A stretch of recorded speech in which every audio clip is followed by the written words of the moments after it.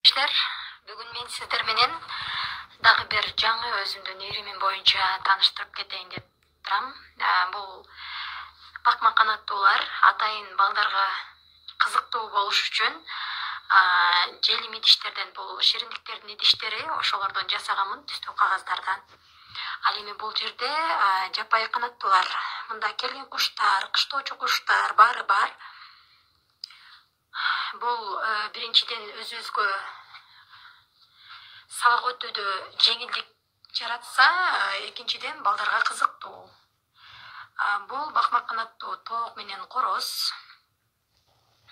Түстүү кагаздардын жардамында мен жүгөрүлөрдү чөптөрүн жасап, жөнөкөй эле шириндиктин идиштери, ушул идиштердин ичине салып даярдагам.